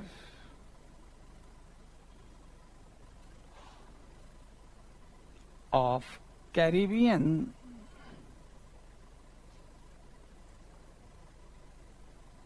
islands from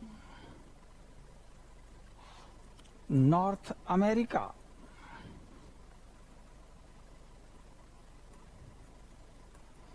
Florida जल संधि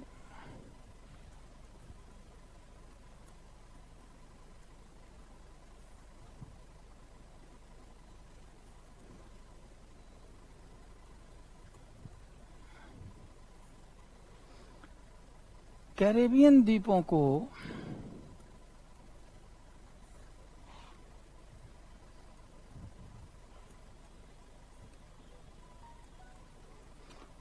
उत्तरी अमेरिका महाद्वीप से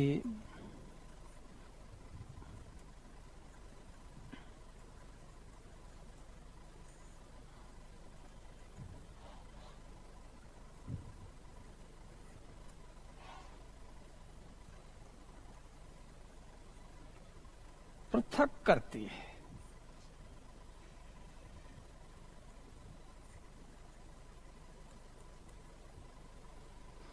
क्लियर? ये इंपॉर्टेंट ट्रॉपिक ऑफ कैंसर का, हवाना का, क्यूबा का, कई हमारे इंपॉर्टेंट क्वेश्चन यहां पर हो गए।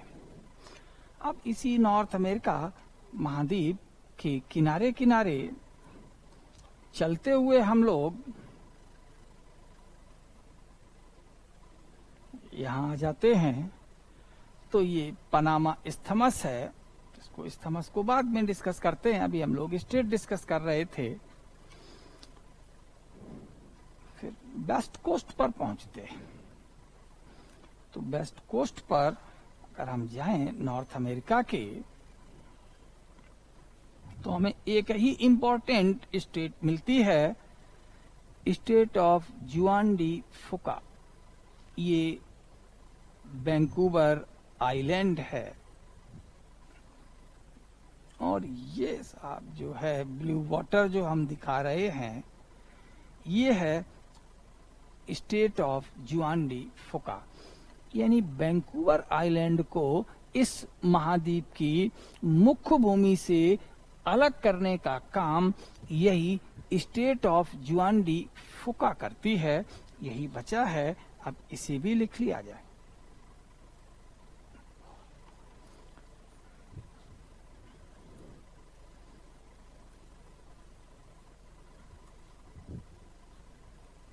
स्टेट ऑफ जुआन डी फुका।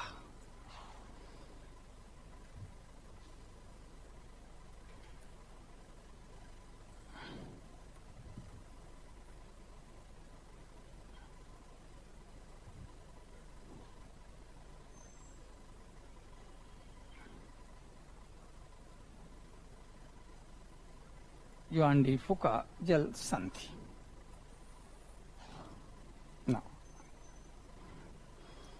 यह वैंकूवर द्वीप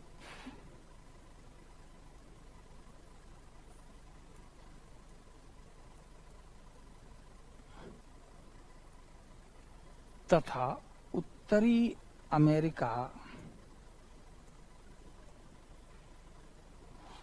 की मुख्य भूमि को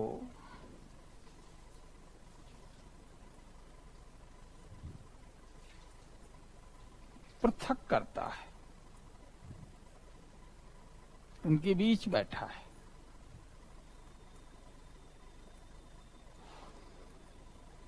it separates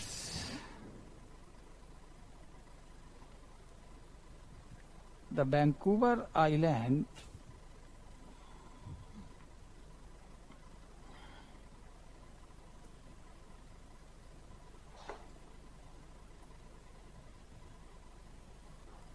from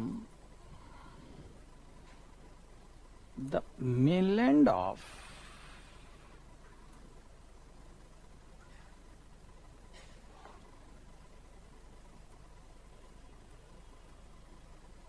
North America. This one. Now you can see this Vancouver, state of जुआन डी फुका। ये आपका क्या है?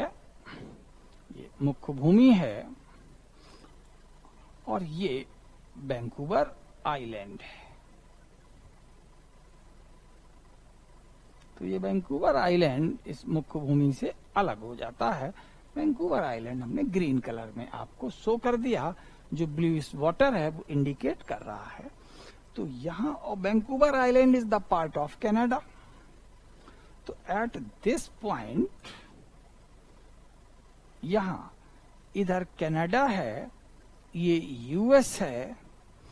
तो एक तरीके से जहां पर ये वैंकूवर अलग हो रहा है यूएस से, तो वहां ये इंटरनेशनल महासागरीय सीमा भी है. It is just like a international boundary, means the maritime boundary between the Canada and US. Note down.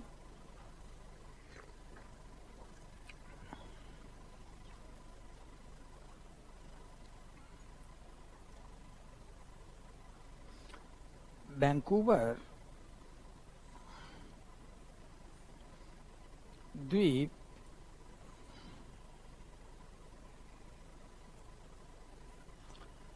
Canada के अंतर्गत है.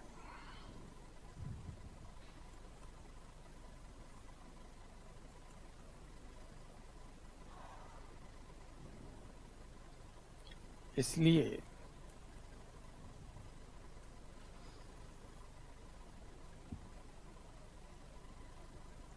यह जल संधि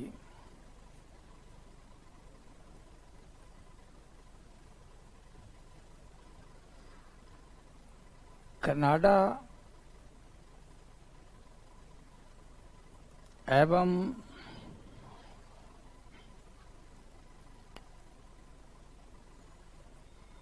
संयुक्त राज्य अमेरिका यानी यूएसए के बीच एक अंतर्राष्ट्रीय सीमा भी है. Vancouver island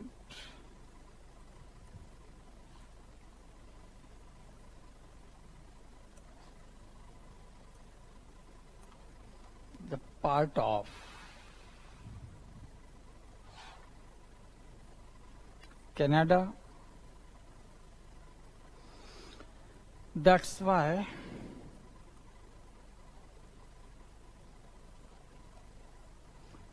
Juan de Fuca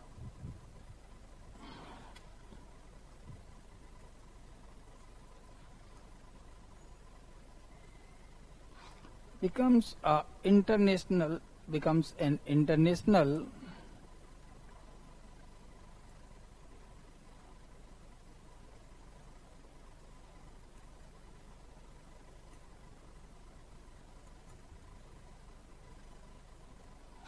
boundary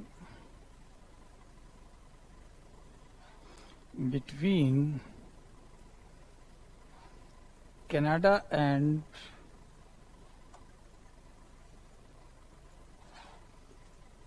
USA. तो कनाडा और यूएसए के बीच ये एक अंतर्राष्ट्रीय सीमा भी बन जाती है, जैसे भारत और श्रीलंका के बीच पाक स्ट्रेट. ऐसे ही कनाडा और यूएस के बीच जो स्टेट है as a international boundary, that is the Juan de फुका.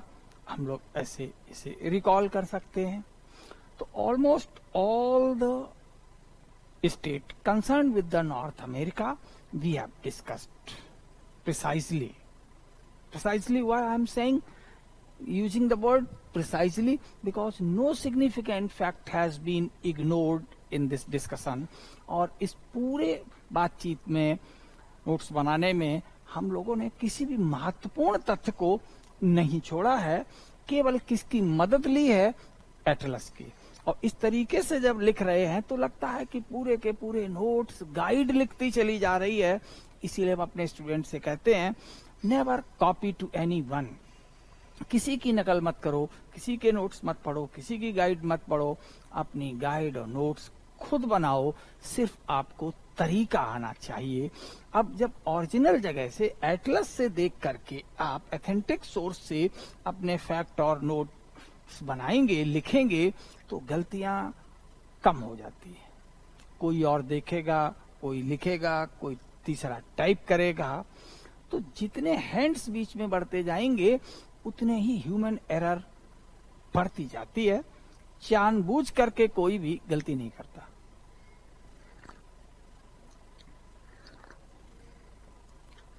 तो अब हम लोग नॉर्थ अमेरिका के दो सैलिएंट फीचर्स पढ़ चुके हैं. एक तो हम लोगों ने कल जो डिस्कस किया था, कौन सा टॉपिक था,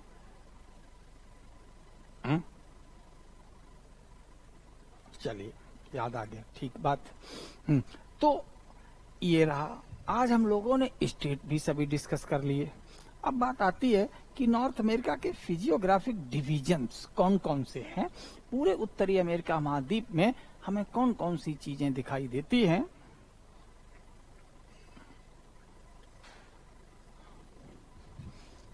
अगर हम लोग नॉर्थ अमेरिका को इस तरीके से बना लें, ये बन गया। यहां आप लोग आसानी से, ये रहा पेनिनसुला, कौन सा पड़ा था हम लोग, लोअर कैलिफोर्निया। ये बे ऑफ हडसन है,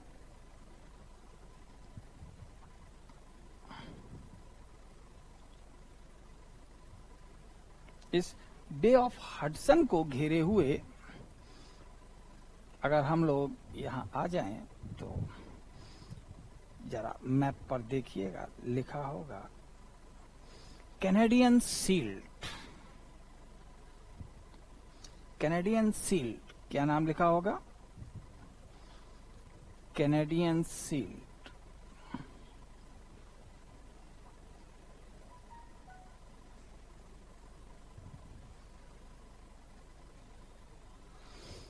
अब यहां अगर आ जाते हैं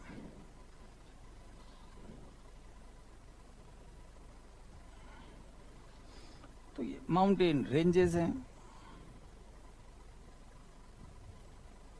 रॉकी,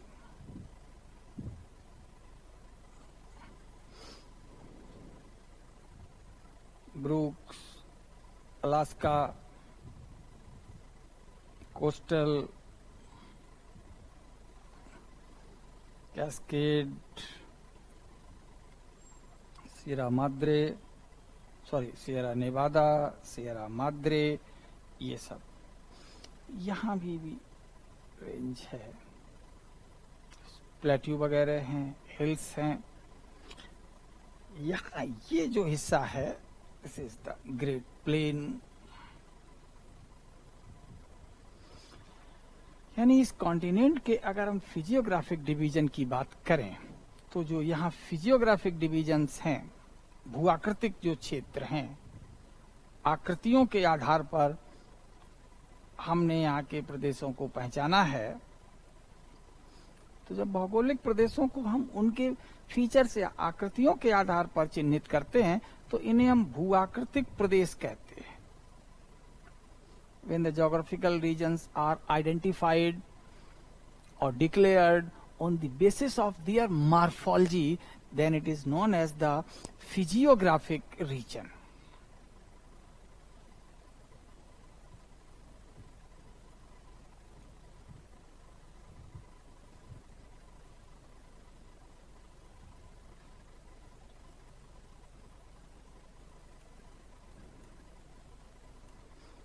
तो इस महाद्वीप के जो भूआकृतिक प्रदेश हैं उनमें हमें सबसे पहला जो पॉइंट मिला वो कौन सा भूआकृतिक प्रदेश है, first Canadian sealed.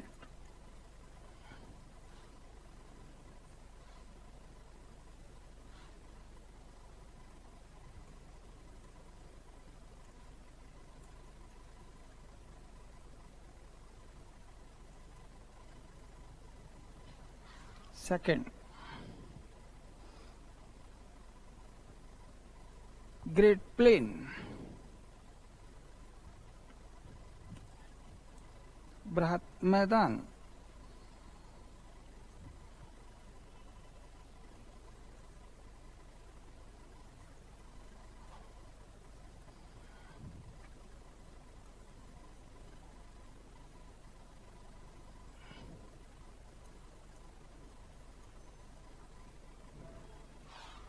Third western Cordillera, पश्चिमी कॉर्डिलेरा।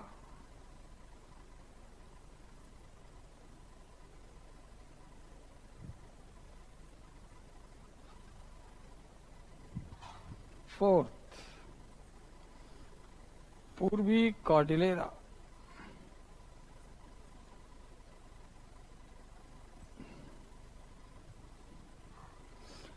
चार हमें बड़े या मेजर फिजियोग्राफिक डिविजन्स यहाँ मिलते हैं, और किनारे किनारे सक्रिय तट यानी coast.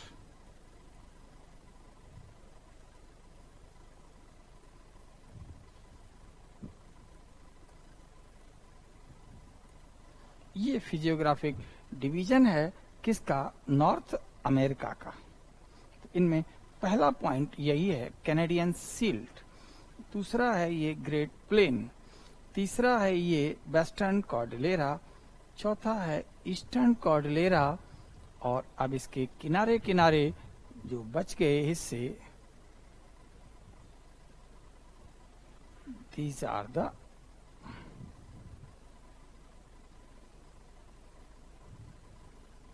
coast. Most of the coast of this continent are the narrow. इस महाद्वीप के अधिकांश तट सकरे हैं। तो इस तरीके से इसको हमने चार बड़े भू आकृतिक प्रदेशों में बांट लिया है, जिसमें पहला जो हमने आपको बताया कैनेडियन सील्ड। सील्ड कब बनती है? जब कोई चीज ऊपर से पिघला करके लगा दी जाए। आप लोगों ने देखा कि फलाने का ताला लगाया गया, दुकान सील हो गई, और ताले को कपड़े से बांधा, ऊपर से कुछ पिघला हुआ चिपका दिया, सील्ड। अब धरती पर पिघला हुआ कहां से आता है? भूगर्भ से, लावा या मैग्मा। तो जब किसी महाद्वीप के किसी भूभाग में फॉल्टिंग यानी भ्रंशन इत्यादि से अंदर का गर्म तप्त पिघला हुआ पदार्थ बाहर सतह पर प्रकट हो जाए, जैसे हमने कहा कि ये कोई महाद्वीप वगैरह है और इसमें ये चटकन पड़ गई, तोड़ करके ये मैग्मा वगैरह यहाँ इस पर ऐसे फैल गया।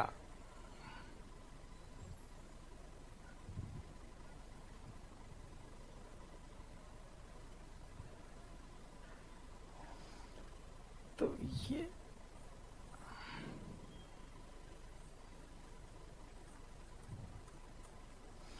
ये लावा सील्ड यानी ये नीचे से उठा लावा एक आवरण के ऊपर, यहां मैग्मा था ये,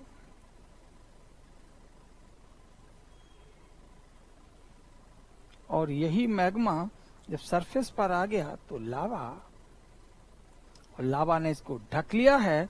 तो इन सबको हम लोग लावा सील्ड कह सकते हैं। तो this is what lava shield, lava shield बन गया। तो इस महाद्वीप के इस उत्तरी भाग में भी फ्रैक्चर हुआ, फॉल्टिंग हुई, और फॉल्टिंग से एक लावा जैसा निकला। तो इस हडसन बे के चारों ओर एक चापनुमा क्षेत्र में इसका निर्माण हो गया। आप देख सकते हैं यहां पर, आप इसको जरा घेर दें, फिर जूम कर दें, तो आपको ये मैप पर कैनेडियन सील्ड स्पष्ट दिख जाएगी। येलो लाइन से घिरी हुई है, ये हडसन बे है।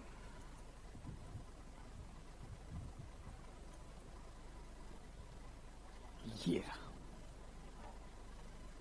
और ये जो गड्ढे हैं, जैसे यहाँ सुपीरियर है, ये विनीपेग लेक है, इन सभी गड्ढे किसका प्रमाण है कि यहाँ पहले कभी धसान हुआ है, भारी चट्टानें नीचे धस गई हैं, जिसे हम फॉल्टिंग कहते हैं।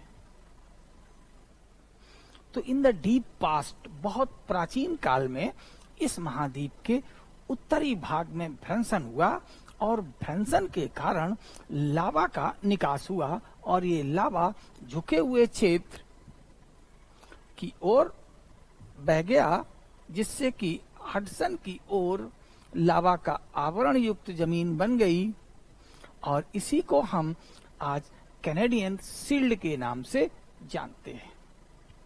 तो पहले पर जो हमें पॉइंट लिखना है वो क्या पॉइंट हो जाएगा? पहली हेडिंग हमारी हो जाएगी, ज्यादा नहीं, केवल इंपॉर्टेंट बात लिखनी है, Canadian shield. What is Canadian sealed?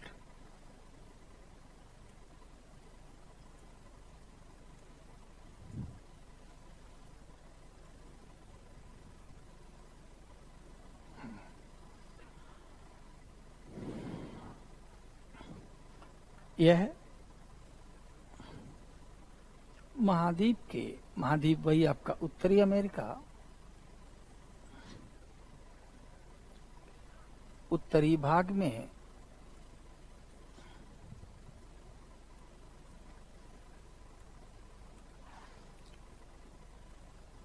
Hudson खाड़ी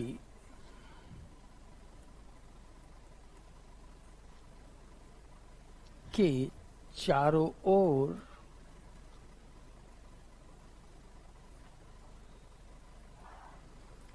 चाप नुमा आकार में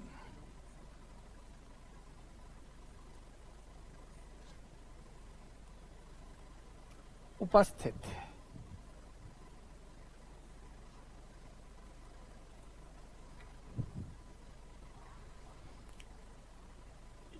It is located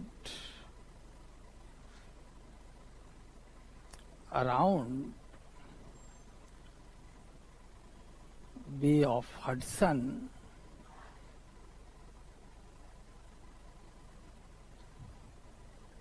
in the northern part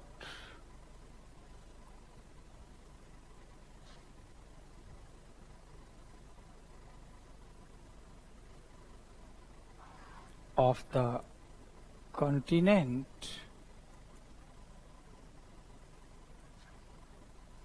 in the shape of an arc, चाप नुमा आकार में है ये। तो इसके इस चाप के दक्षिण में जो धसान हुआ है उससे भ्रंश निर्मित झीलें बनी हैं। लिख लें,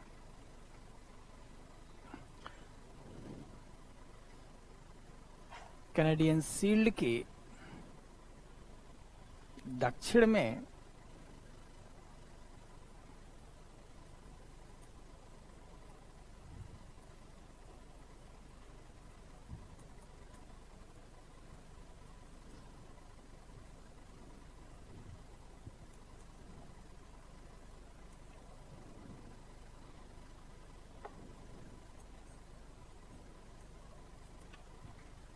ब्रैनसन से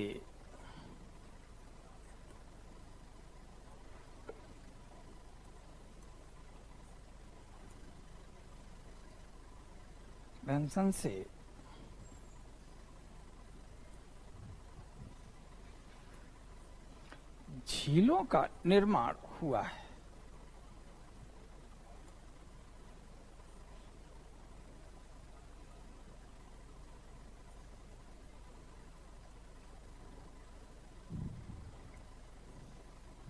The lakes are formed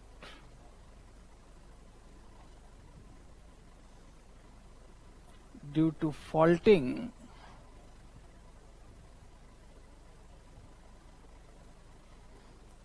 which took place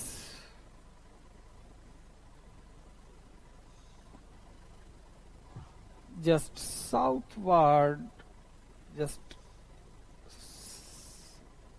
took place at just south or southern limit of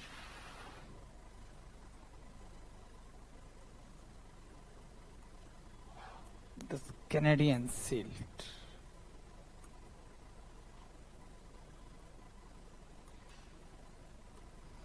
तो इन्हीं लेक्स को ग्रेट लेक्स कहते हैं।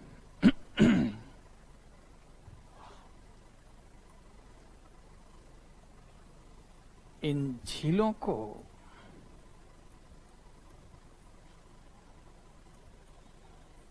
महान झीलों को उत्तरी अमेरिका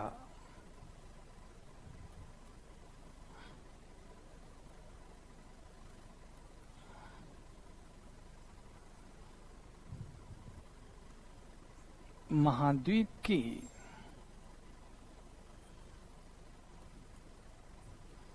महान झीलें कहा जाता है।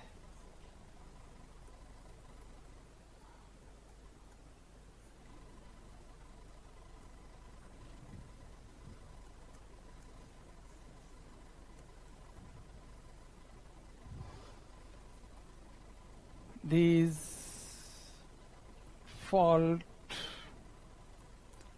faulting made lakes of the North America, faulting lakes known as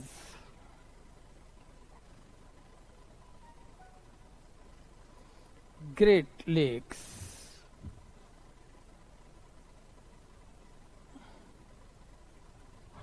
of the North America continent.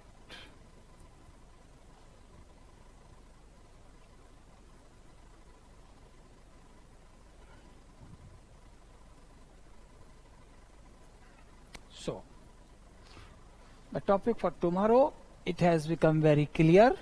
It would be the Great Lakes of the North America. इस पर हम लोग डिस्कस करेंगे. So for today it is over. Thanks to listen me. तो हम लोग ने आज काफी बातचीत की और बहुत सारे इम्पोर्टेंट टॉपिक पॉइंट इस पर डिस्कस किया है, खासकर लेक्स और उन पर क्वेश्चन कैसे बनते हैं इस पर एम्फेसिस ज्यादा रही है. तो आज के लिए इतना ही. ऑलराइट, धन्यवाद.